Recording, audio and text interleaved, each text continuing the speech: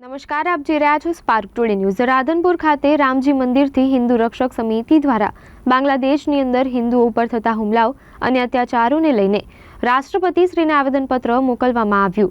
એક રેલી યોજી બાંગ્લાદેશની અંદર હિન્દુ પર થતા અત્યાચાર અને હુમલાઓને લઈને યોગ્ય કાર્યવાહી કરવા માંગણી સાથે સાધુ સંતોની ઉપસ્થિતિની અંદર હિન્દુ હિત રક્ષક સમિતિ દ્વારા રાધનપુર ખાતે એક રેલી કાઢી આવેદનપત્ર આપવામાં આવ્યું। મોટી સંખ્યામાં હિન્દુ સમાજના લોકો અને સાધુ સંતો જોડાયા હતા અને બાંગ્લાદેશની અંદર તથા હિન્દુઓ ઉપર હુમલાઓ અને અત્યાચારો રોકવા માટે યોગ્ય કાર્યવાહી કરવા માંગણી સાથે એક રેલી યોજી માંગણી કરતો આવેદનપત્ર મોકલવામાં આવ્યું।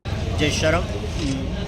આજે હિન્દુ રક્ષા સમિતિ જે વિવિધ સંગઠનોથી બની અને રાધનપુર ખાતે આજે મામલતદાર કચેરીએ આવેદનપત્ર આપ્યું છે અને એ આવેદનપત્ર બાંગ્લાદેશમાં જે હિન્દુઓ ઉપર અત્યાચાર થયો છે અને જે બાંગ્લાદેશ સરકાર નિરપેક્ષરે જોઈ રહી છે એના માટે અમે એના સૂત્રોચ્ચારો પણ કર્યા અને એના વિરોધમાં અમે આજે આવેદનપત્ર આપ્યું છે। સાથે સાથે ભારતીય સરકારને પણ અમે નિવેદન કર્યું છે કે આમાં જે હિન્દુઓની સતત ચિંતા કરનાર જે સરકાર છે એ હજી પણ આમાં વધારે ચિંતા કરે અને જે બાંગ્લાદેશ સરકાર જે હિન્દુઓ ઉપર અત્યાચાર કરી રહી છે, ત્યાંના સાધુઓ ઉપર અત્યાચાર કરી રહ્યો છે, ત્યાંનો હિન્દુ જે પીડાઈ રહ્યો છે એના વિરુદ્ધમાં અમે બાંગ્લાદેશ સરકાર વિરુદ્ધમાં અમે આજે આવેદનપત્ર આપ્યું છે અને એમાં સૌ સાથે જોડી અને સંગઠનોએ। શું નામ છે તમારું? બટુક મહારાજ રામ સેવા આશ્રમ।